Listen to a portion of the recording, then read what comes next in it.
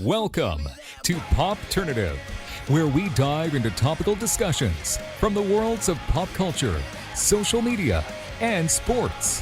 Here is your host, Peter Remoliotis, aka PD Beats. PD Beats here from Pop. Turn this beat to Jonas Dylan Allen about First Kill, which is streaming worldwide on Netflix. Welcome to the show, man. It's good to see you. Thank you so much. Thank you for having me. I mean, not a big deal, right? I mean, show you've been working on for a good amount of time, drops globally on Netflix, and Yeah, nothing crazy. Easy breezy over here. I'm great.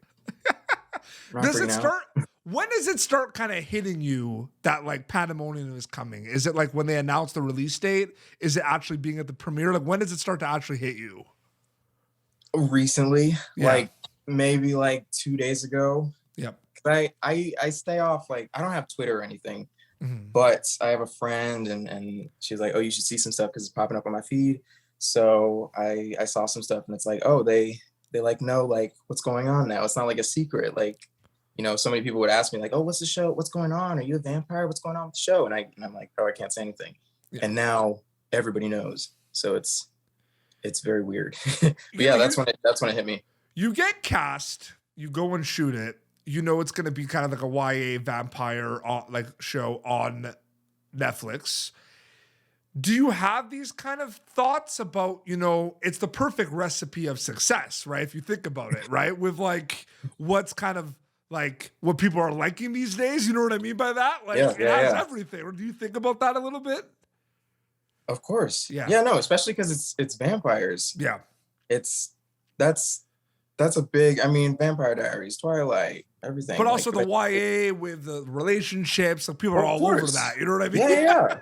Because we have teens, we got the action, we have the supernatural aspect of it, and the representation that's in the show is crazy. So of course you think like, oh, it could gain an audience, and we're on Netflix. So you think like, yeah, the audience could definitely come into play. Is the global like component of things kind of the thing that blows your mind the most, that like it drops and like instantly like hundreds of countries just get to watch First Kill? Like, is that the one that kind of still, that's crazy, right? Well, yeah, the other night, because I've just been having a stream on my laptop. Like I'm putting in the work still. And I put it on Spanish so I could hear what my Spanish dub is. Like, yeah. And I was like, dang, there's people that speak Spanish watching the show, watching me. That's when it starts. That's when it starts cluing in, right? Yeah. It's not like my little bubble anymore. It's very much everybody can see it. Was the anticipation a little crazy for you when like you wrap this show and it's like you're not sure officially when it's coming out, but then like you're talking to your teams and everything? Like I feel like I've heard of this show for a long time. Like I knew about it for a while, and then it finally gets like a release date, the trailer. Like, what was the anticipation process like with First Kill finally being released, Jonas? Oh, stressful. Yeah, stressful. We wrapped in August, and then since then you don't hear anything. So it's like, okay, I know I did that. I've told people that I've done that. Where's the proof? Because there's no first look photos, there's no trailer and all that stuff. And then within 2 months, everything dropped all at once. And then it was like, oh, now all these people are knowing, and then followers start growing and all that stuff. So it's funny because it's like a period of just nothing, just silence. You're doing ADR sometimes, but it's not really hitting you yet. Like, it's coming, you don't know when, you don't know what to expect, you don't know the reaction from the audience, and then it's all here all at once. Before I ask specific questions about your character, because you did such an amazing job in this, and I bet it was just such a fun character to play. You smiled because we talked about it before a little bit. Did you audition for this role specifically? Yes. Okay. Yeah. Okay. I did. Yeah. I was just sent the self-tape. Yep. And I sent in a self-tape, and I didn't hear anything for a month. And then within that, the day that I got the self-tape, they announced Sarah Catherine and Imani. And I was like, oh, they're going to start filming this really soon. So then I hadn't heard anything in a month. So I was like, oh, well, that's done. And then I think the day I think like 2 weeks before shooting, I heard back that they wanted to talk to me. It's like, okay, cool. And then it was chemistry read and then right into shooting. Well, you know about this. I mean, like I have a lot of actor friends as well. There's a misconception that like actors like know what's going on. Yeah. Yeah. Yeah. Like you kind of are just told where to go and when to go. Yeah. No, lost. Like doing first kill is the most lost I've ever been in my life. I'm over here like, okay, just tell me where to go, tell me where to be, all that stuff. Yeah. It's very weird. So your character becomes privy to information about a friend in the show. And it was really cool how they did that and everything. And it's like, oh, vampire, oh, I gotta protect you and all this stuff. You know what I mean? Is that fun to see that on script and then see and be able to kind of portray that on screen type thing, like script to screen? Like, is it fun to see that arc a little bit?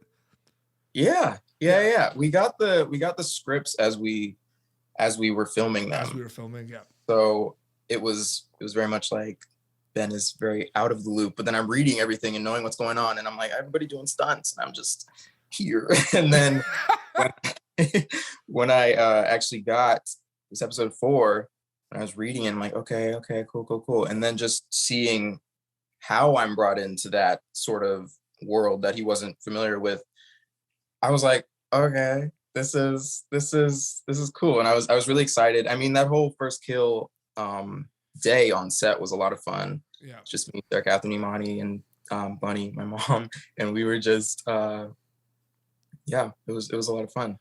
Absolutely. Cool. Kind of a general question for you, Jonas, but like I mean, so doesn't really apply, I don't think, to first kill, or does it? But like genre bending, right? Genre bending is a thing happening a lot. You know what I mean? Like a lot of things that you're not sure like what you're watching genre wise. You know what I mean? I feel like first kill kind of has an identity of like what it is. You know what I mean? Like vampires.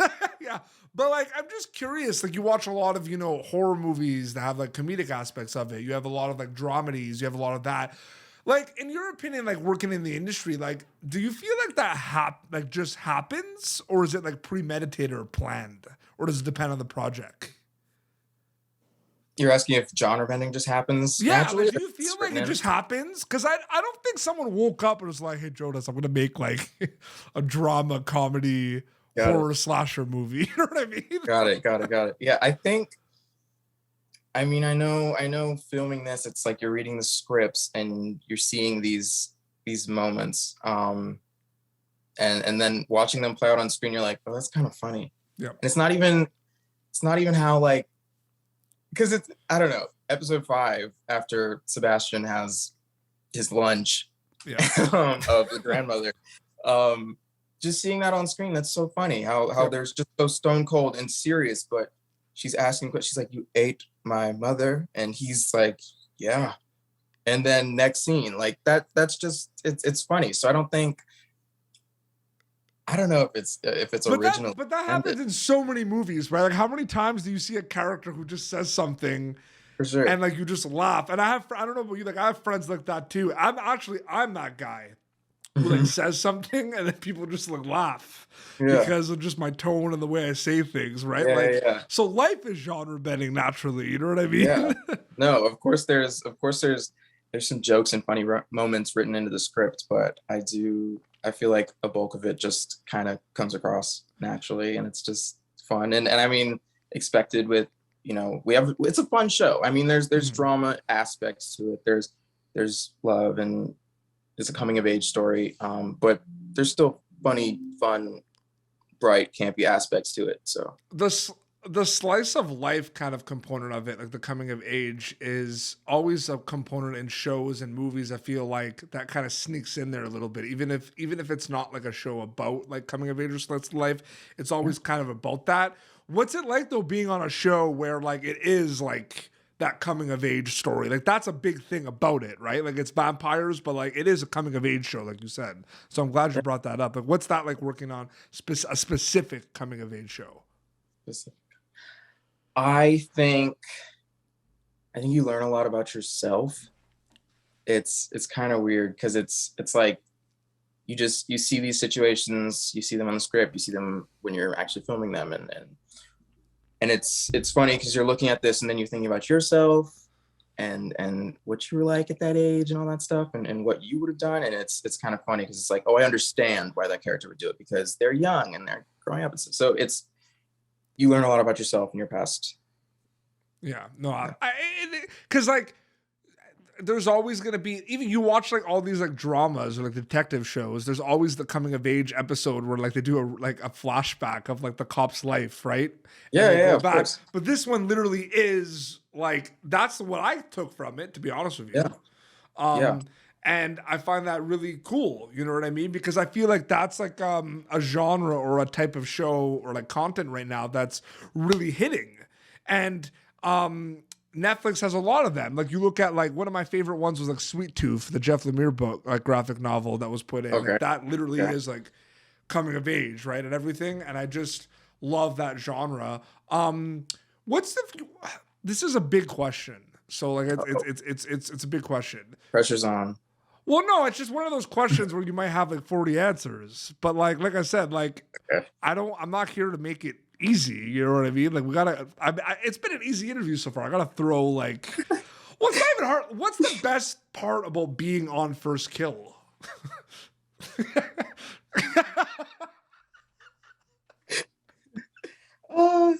Should we have a hair check? Like take a break? Should we take a break and come back? Go right ahead if you want to. I hair check. To think of this answer of this question. The pause was the grind.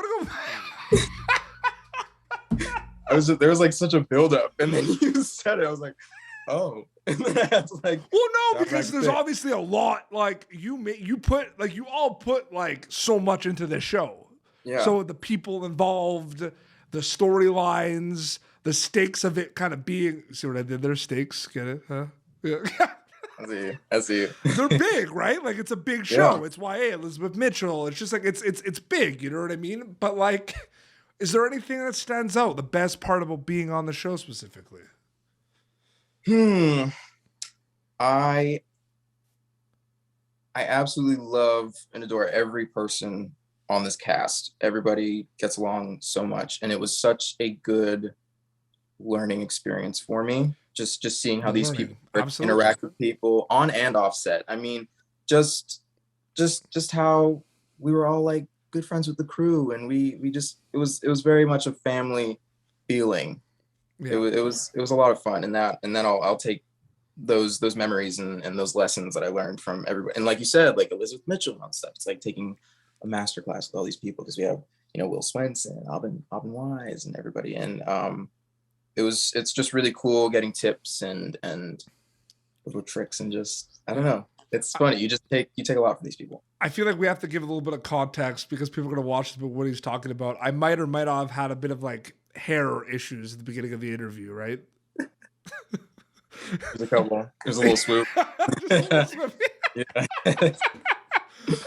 It has a mind of its own, I swear. It's crazy. Jonas, thank you so much for coming on Pop Turner, man. This was a blast chatting about First Kill. This was really fun. Yeah. Thank you so much. Thank you so much for having me. Okay, if First Kill is streaming globally now on Netflix.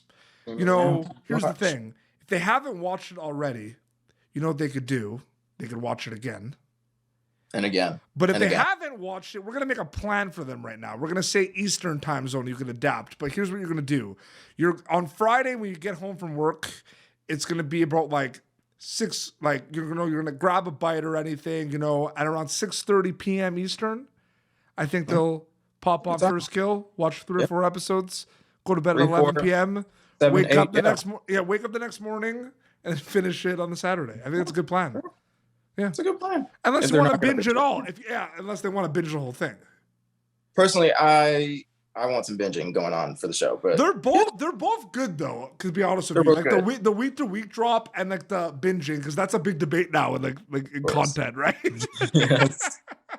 But they're both good. I feel like there's a place for both of them. As long as they finish the show and then rewatch and finish it again, you're happy. And then rewatch and finish it again. Yeah. Just keep watching it.